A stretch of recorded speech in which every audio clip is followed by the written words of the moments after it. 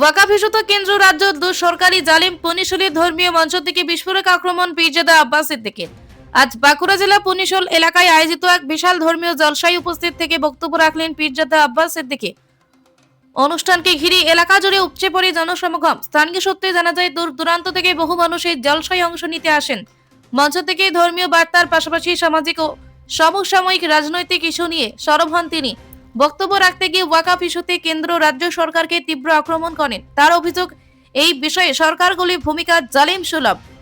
এছাড়াও এসআইআর প্রসঙ্গ তিনি দাবি করেন এটি কেন্দ্র সরকারের উদ্যোগে হয়েছে এবং রাজ্য সরকারও এতে সহযোগিতা করেছে।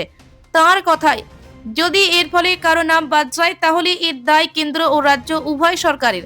বক্তব্যে তিনি পরোক্ষভাবে প্রধানমন্ত্রী নরেন্দ্র মোদী ও মুখ্যমন্ত্রী মমতা বন্দ্যোপাধ্যায় এর ভূমিকাকেও দায়ী করেন। পাশাপাশি তিনি দলের নেতা নওশাদ সিদ্দিকীর হাতকে শক্তিশালী করার আহ্বান জানান এবং আগামী দিনে সংগঠনকে আরো মজবুত করার বার্তা দেন। জলসা উপলক্ষে এলাকায় কড়া নিরাপত্তার ব্যবস্থা করা হয়। অনুষ্ঠান শান্তিপূর্ণভাবে সম্পন্ন হয়েছে বলে জানা গেছে।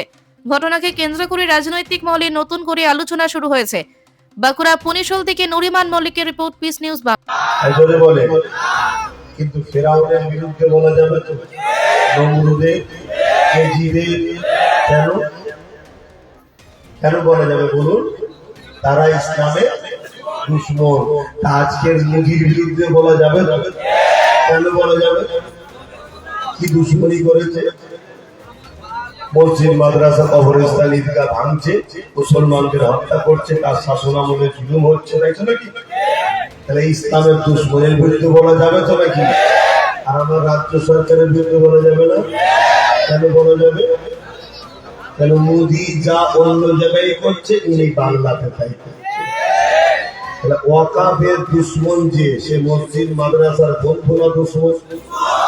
ওয়াকাফ মানে মসজিদ মাদ্রাসা কবরস্থান। যে ওয়াকাফ মিটাতে চাইছে, ইসলাম মিটাতে চাইছে না চাইলে? ইসলাম মিটাতে চাই, তাকে আমি এক গ্লাস পানি খাওয়াবো? তাহলে যে ইসলাম মিটাতে চাই, তাকে আমি ভোট দিয়ে শক্তিশালী করবো? আর যদি করি কি হবে সেটা একটু শুনবেন না? আল্লাহ নবী বললেন, মিসকাত শরীফের হাদিস, কোন মুসলমান যদি জালিমকে শক্তিশালী করার জন্য সাথ দেয়, ওই মুসলমান ইসলাম থেকে বেরিয়ে যাবে। যে ইসলাম থেকে বেরিয়ে যায় তার ঈমান আছে? মোদিরা জালিম না জালিম নাই? এদেরকে যদি কেউ সাথ দেয় কোন মুসলমান, সে ইসলাম থেকে বেরিয়ে যাবে। যে ইসলাম থেকে বেরিয়ে যাবে তার ঈমান মনে পড়ছে? আপনারা ওয়াকাফকে বাঁচাতে চান না মিটাতে চান?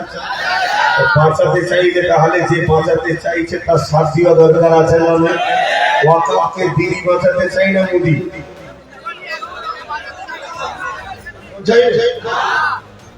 তাহলে জিজ্ঞেস করছি, নওশাদ সিদ্দিকী বাঁচাতে চাই না চাই না? সুপ্রিম কোর্টে ওয়াকাফকে বাঁচাবার জন্য কেস চালাচ্ছে না চালাচ্ছে না? আমি একজন ধর্মগুরু হিসাবে ধর্মের প্রচারের জায়গায় দাঁড়িয়ে আমার ওয়াকাফের দুশমনের বিরুদ্ধে যেমন বলবো, ওয়াকাফকে যে বাঁচাতে চাই তার পক্ষে বলবো না? বলবো না? খুলে আম বলে যাচ্ছি, নওশাদের হাতকে শক্ত করা ইমানি দায়িত্ব আছে না? ওর শান্তিও আমাদের দরকার। আজ একটা আছে, লড়াই করছে, কাল যদি আরো 10, 20, 50টা হয় আরো শক্তিশালী হবে। কথা মাথায় ঢুকছে? আজকে এসআইআর নিয়ে আতঙ্কে আছে তো নাকি? আচ্ছা, এসআইআর করছে কারা? একজনে বলেন, এসআইআর করছে কারা? এসআইআর করছে কেন্দ্র সরকার, তাই তো? হ্যাঁ, জোরে বলো। এসআইআর করছে কেন্দ্র সরকার। কোন বাড়িতে চুরি হলে চোর যে আসে, সেই চোর যদি আমেরিকার হয়, বাড়িতে যে চুরি করে গেল, পুলিশ কি বলবে? আমেরিকা থেকে সে চুরি করে গেছে, হয় কি করে? ঘরের লোক আছে না নাই? তাহলে মোদি তো এসআইআর করছে, আমিও জানি, কিন্তু মোদিকে এসআইআর করার জন্য সহযোগিতা করেছে কে? ঘরের লোক।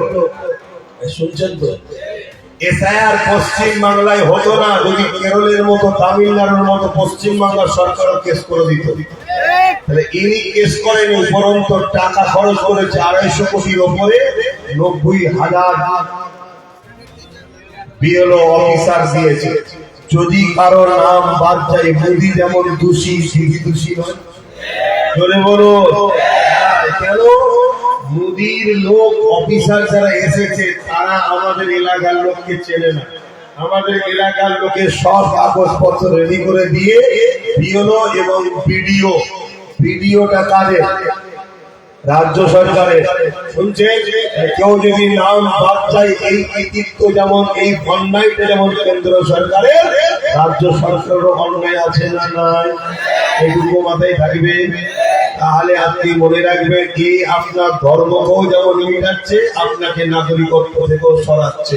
কালকে আপনাকে হয়তো বলবে 500,000 নেবেন তো, তাহলে একটা পিস নিউজ বাংলা, সত্যের পক্ষে শান্তির পথে।